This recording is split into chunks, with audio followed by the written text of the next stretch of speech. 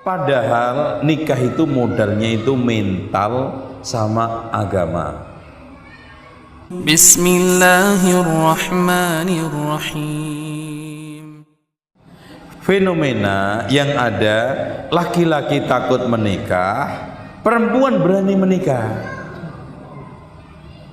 Alasannya sederhana, masalah ekonomi. Padahal nikah itu modalnya itu mental sama agama. Kalau mental sudah siap nikah, Pak, subhanallah, miskin pun jadi kaya, kertas jadi duit. Kalau nggak siap, duit jadi kertas. Kan gitu. Dimodalin orang tua berapa aja habis. Kenapa? Nggak siap mental.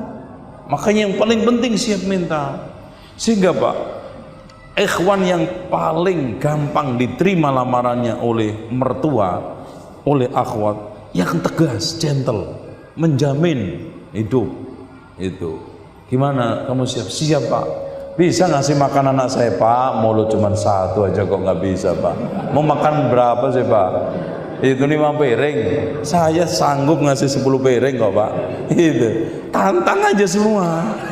Ya sekarang kamu punya apa? Lah bapak dulu nikah punya apa? Kamu jangan ngek.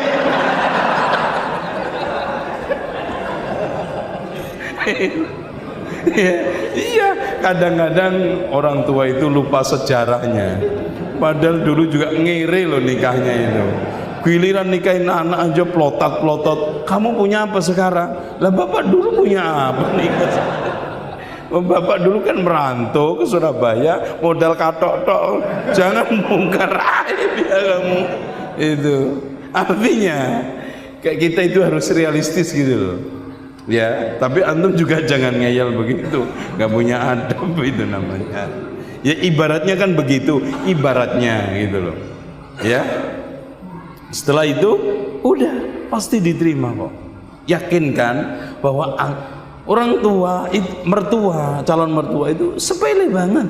Anak saya ini jangan sampai terlantar.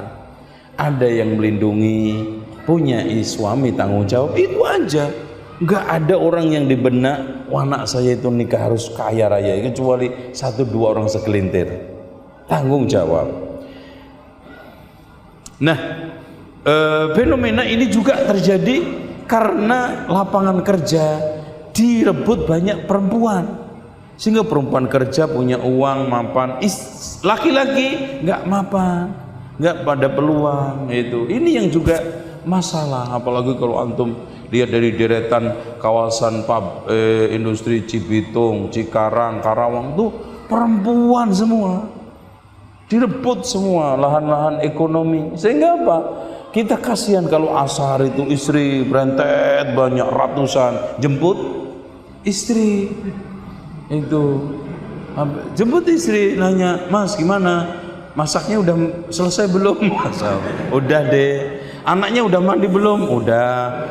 Dicebokin belum? Udah. Itu mantap. Itu subhanallah. Kebalik, harusnya kan nanya, Dek gimana, udah masak belum? Kan yang nanya suami. Kebalik sekarang istri, gimana Mas, udah masak belum tadi? Kalau enggak kita mampir beli. Itu kebalik-balik. Mulai karena itu, ikhwan, apalagi yang sudah gini loh Pak, antum jangan sampai enggak nikah lebih dari 25 tahun. Alasannya begini, logika hidup. Kalau antum menikah lebih dari itu, bahayanya begini. Antum kalau nikah umpamanya umur 30 atau apalagi 35, taruhlah antum setelah nikah langsung punya anak, berarti 1 tahun. Habis itu anak antum umur SD, masuk SD 6 tahun. 35 ditambah 6 berapa? 41. Baru masuk SD. Lulus SD antum umur berapa? 46. Lulus SMP 50. Anak yang kedua udah koplok ente. Itu tua. Anak ketiga udah tuh. Anak keempat tekenan itu. Antum anak yang keempat masuk SD, antum pakai teken. Itu Makanya Rasul itu ngasih contoh nikah umur 25 maksimal itu. Karena kalau antum 25 itu napas ibarat orang itu mau pakai gerakan itu agak sedikit longgar gitu loh. Waktu ini gerakan-gerakan inovasinya itu agak banyak. Karena kalau antum taruhlah anak-anak antum masuk SMA itu masih kuat itu.